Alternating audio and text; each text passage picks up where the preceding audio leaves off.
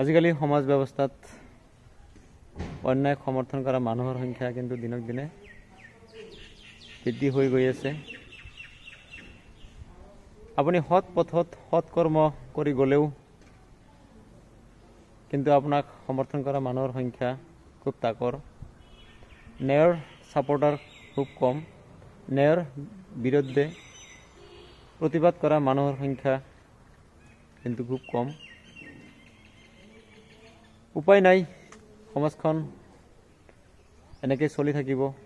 আপুনি মই নিজৰ কামবোৰ কৰি গৈ থাকিব লাগিব। হাতৰ 5টা আঙুলি সমান নহয়।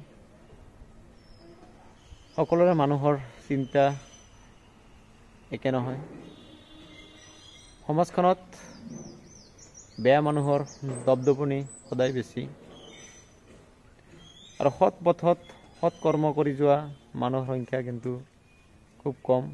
আৰু সমাজত সেইসকল ব্যক্তিক লাঞ্ছিত বঞ্চিত আৰু বিভিন্ন ধৰণৰ প্ৰতাৰণা কৰিবলৈ দেখা পোৱা যায়।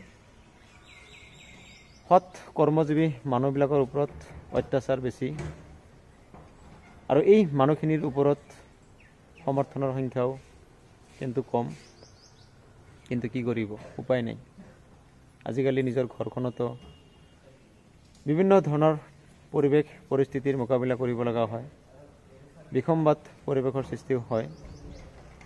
নিজে ভাল হৈ থাকিলেও কিন্তু হয়তো ঘৰখনত অইনে বিভিন্ন ধৰণৰ বেমেজালি কৰা দেখিবলৈ পোৱা যায়। কিন্তু উপায় নাই। আমি নিজৰ বাট নিজে সলাই চলিব লাগিব। কিছুমান কথাত মনে মনে থাকিব লাগিব।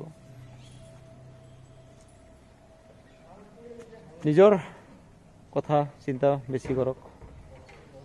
আমি সকলোকে সমানভাৱে সন্তুষ্ট কৰিব নোৱাৰোঁ।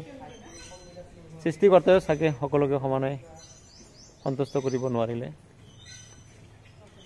যিহেতু সমাজখনত বেয়া মানুহৰ দপদপনি বেছি, গতিকে নিজৰ বাট সলাই চলাটো উত্তম। সৎ পথত সৎ কৰ্ম কৰি আগবাঢ়ি যাওক। নিজৰ স্বাস্থ্যৰ কথা চিন্তা কৰক। নিজৰ শাৰীৰিক সুস্থ কৰি ৰাখক। নিজকে শাৰীৰিকভাৱে মানসিকভাৱে শক্তিশালী কৰি ৰাখক। নিজৰ পৰিয়ালটোক অন্ততঃ সুন্দৰভাৱে আগবঢ়াই লৈ যাবলৈ চেষ্টা কৰক। সমাজত যিবোৰ ঘটনা ঘটি আছে এয়া হৈ থাকিব, ঘটি থাকিব।